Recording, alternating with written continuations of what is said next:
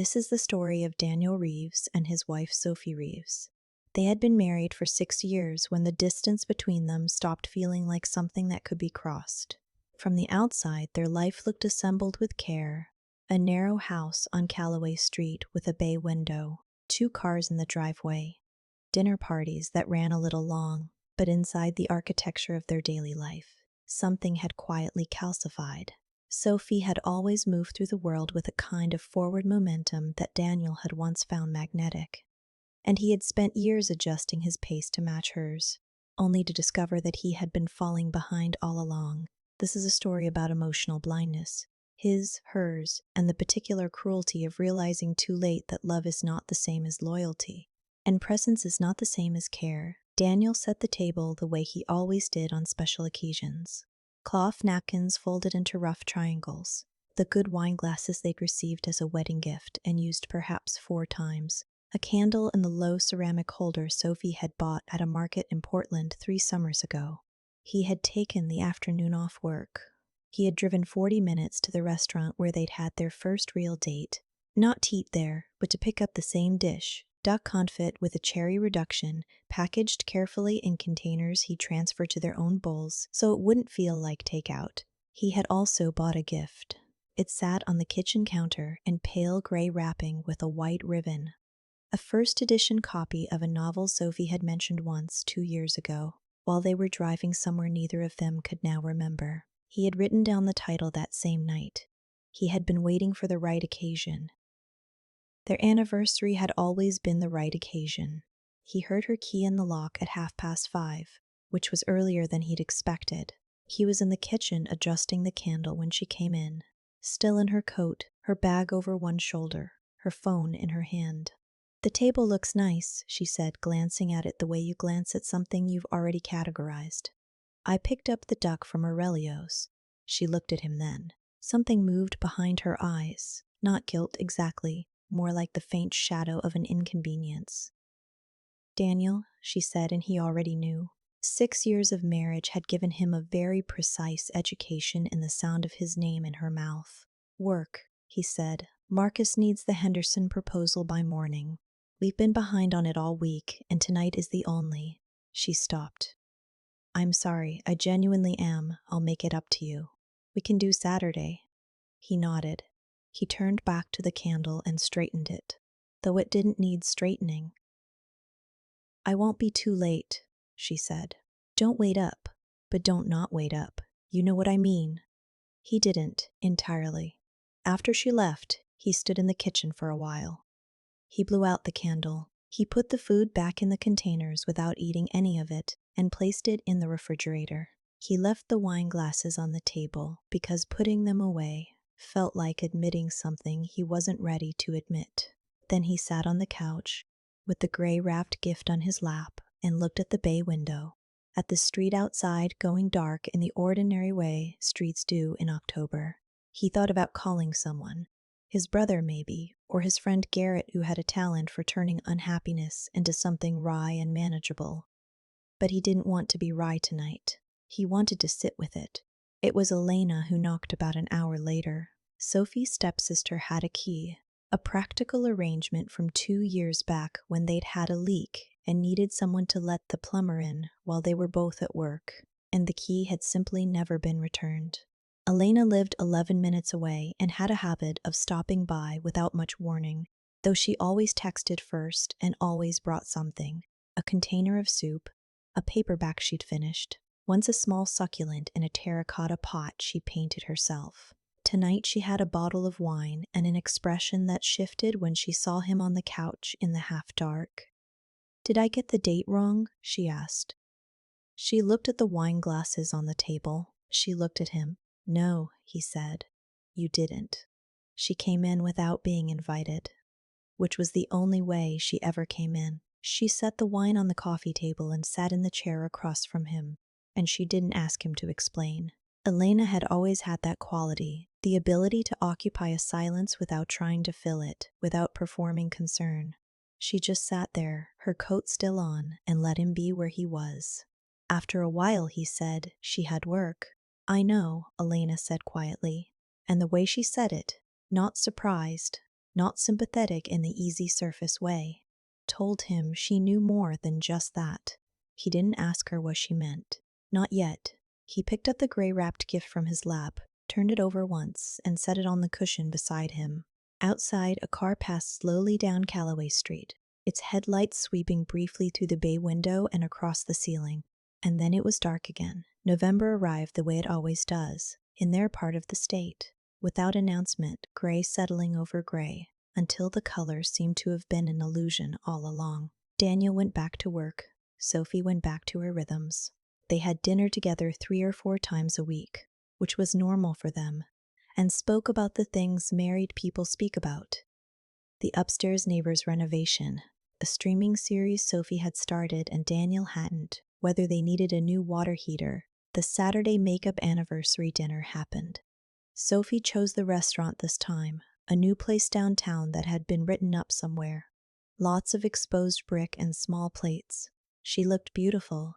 She was engaged and funny, and reached across the table once to touch his hand. Daniel watched her and felt the specific tenderness of loving someone and not being sure if that love still had any weight to carry. He hadn't told her about the gift.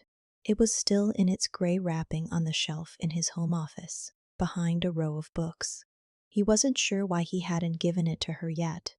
He told himself it was because the right moment hadn't come. This was probably not entirely true. Elena came by once more in early November, this time to drop off a key she'd had cut for a neighbor they both occasionally helped out with packages. It was a 5-minute visit that turned into 2 hours. They sat in the kitchen and talked about her job at the landscape architecture firm, about a project she was struggling with, about a book she was reading that Daniel had also read in his 20s and still thought about. Sophie was at a work dinner. She does a lot of those, Daniel said. It came out more plainly than he'd intended. Elena looked at her tea. She always has. Does it seem like more lately? She was quiet for a moment. I don't know if it's more.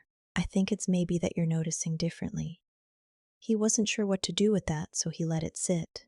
The thing about Elena that he had always registered but never examined was that she listened in a particular way, not waiting for her turn to speak, not assembling her response while you were still talking. She actually listened. It was disorienting sometimes. He wasn't used to it. Can I ask you something? He said. You can ask me anything. Does Sophie talk about me? To you, I mean. When you two talk. Elena set her mug down. Something careful moved across her face. She talks about her life. You're in her life. That's not. I know what you're asking. She looked at him steadily. And I'm not going to answer it the way you want me to, because I think you already know the shape of the answer, and I don't think it would help you to hear it from me. He nodded. She was right. He did know the shape of it. They sat quietly for a while. Then Elena said, suddenly and in a slightly different voice, flat, directed somewhere that wasn't quite the room. I don't know. Maybe people watching this should, I don't know, like this story or subscribe or something. Daniel stared at her. What? She blinked. Color rose in her face. Nothing. Sorry. I don't know why I said that. That was? He shook his head slowly. That was a very strange thing to say. I know. She picked up her mug again. Forget it. He did, mostly, or filed it away in the folder of things Elena sometimes said that didn't quite parse but didn't require parsing. He liked that about her too, now that he thought about it. Later, after she'd gone, he sat in the kitchen alone with both their empty mugs on the table and thought about what she'd said. The real thing, not the strange non sequitur. The part about already knowing the shape of the answer.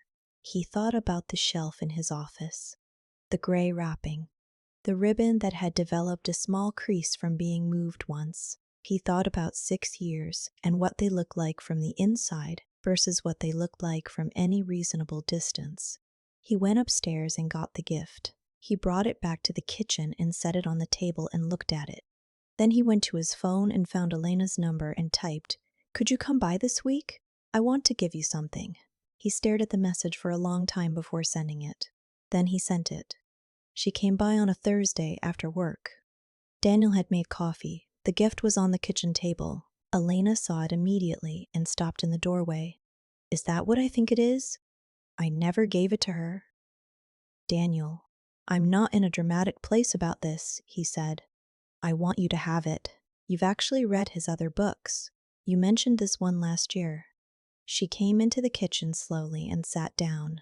She looked at the package but didn't touch it. What's going on? He sat across from her. He'd spent 3 days deciding how to have this conversation, and now that she was here, he found that he'd over-prepared, that the thing he needed to say was actually simple. I think Sophie and I are in real trouble, he said. Not just a rough patch. Elena nodded, very slightly, as if she'd been waiting for him to say it aloud. I'm not asking you to take sides, he said. You're her sister, stepsister, and I would never put you in that position. But I've been. He stopped. I've been feeling like I'm the only person in this marriage who is actually in it, and I need to talk to her properly, and I wanted to. I don't know. I think I wanted to say it to someone first, to test if it sounded real. Does it? Yeah, he said. It does. Elena was quiet. She looked at the gift. She looked at him. Then she said, Sophie has always been very good at making the life she's in look sustainable, even when it isn't. What does that mean? It means she's not unhappy, Daniel. That's what's hard to explain to people. She's not suffering. She's not secretly miserable. She just... Elena searched for the word. She fills herself from the outside. Attention, achievement, forward movement. She's been like that since we were teenagers. And anyone who loves her ends up managing the parts of life she doesn't want to look at. He absorbed this. That's a kind way to say it. I'm trying to be kind to both of you. Is there an unkind way? She paused.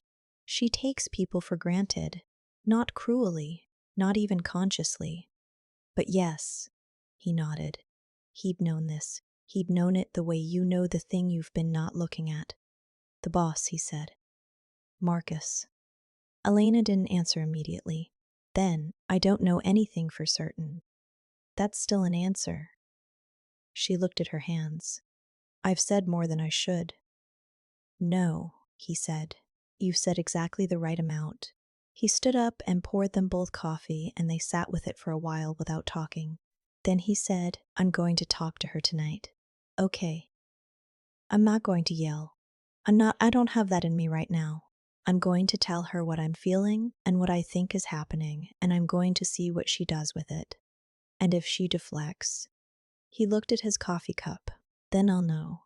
He picked up the gray-wrapped gift and held it out across the table. Elena looked at it for a long moment, then at him. This doesn't mean anything weird, he said. I bought it for someone who would love it. You'd love it. She took it carefully, the way you take something that carries more than its physical weight. Thank you, she said. The conversation with Sophie that night was quieter than he'd expected. He had braced for heat, for the version of Sophie who could argue a point into submission, who could make you feel your own perception was the problem. But she was tired, and she sat at the kitchen table and listened. And when he finished, she said, I know I've been absent. I know that. I'm not asking for an apology, he said. I'm asking if you want to be here. She looked at the table. I do. That's not. He stopped. I need you to want to be here more than you want to be anywhere else. And I don't think that's true. She didn't answer right away, and in that pause, long enough to live in, he felt something finalize. By February, they were living in the same house, but in the quiet mode of people who have agreed, without agreeing, not to press anything further. Sophie threw herself into the Henderson account, and then a new client, and then a campaign that required 3 trips and would have required 4 if she hadn't delegated the last one. She began running in the mornings, something she hadn't done in years. She came home later. She was, by almost every external measure, thriving. She told her friend Kara that she and Daniel were going through a phase, that he was in his head about things, that men sometimes needed a period to recalibrate. She said it without malice. She believed most of it. She was very skilled at building internal narratives that let her continue forward without the friction of self-examination. Daniel, in those months, did something different. He sat with things. He went to see a therapist named Robert, a dry and practical man who asked questions that didn't feel therapeutic until 3 days later. He started running himself, though in the evenings and in the opposite direction. He called his brother more. He read 3 books in February alone, which was more than he'd read the previous year. He and Elena texted occasionally. She had finished the novel, the first edition, the one with the white ribbon, and had sent him a voice message about the ending that ran almost 8 minutes. He listened to it twice on a Tuesday afternoon, walking around the block in the cold. She talked about the book the way he had once hoped someone would talk to him about the things he cared about, not performing enthusiasm, actually inside it. He didn't examine what he felt about that. He set it down carefully in a corner of his mind and let it be what it was, without naming it. Sophie noticed, eventually, that he was quieter in a different way. Not withdrawn. He was actually more present at dinner, more willing to have real conversations. But there was something she couldn't locate, a frequency she was no longer picking up. She said one night, "You seem like you figured something out." "Maybe," he said. "What?" He thought about it. "I think I stopped waiting for things to go back to the way they were."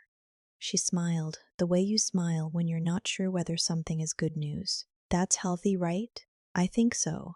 She reached across the table and covered his hand with hers. He didn't move his hand. He also didn't turn it over to hold hers. It was such a small thing that she didn't notice. But he noticed. And the noticing told him something. Robert asked him in March, "What do you want?" Daniel said, "I want to matter to someone in the way that I think I'm capable of mattering." Robert wrote something. "And do you think that's possible in your current marriage?" Daniel looked at the window. Outside, a tree was doing the first tentative business of almost spring. "I think," he said slowly, "that Sophie would have to become a different person, and I think she would have to want that. And I don't think she does. Not for me." "And Elena," Robert said.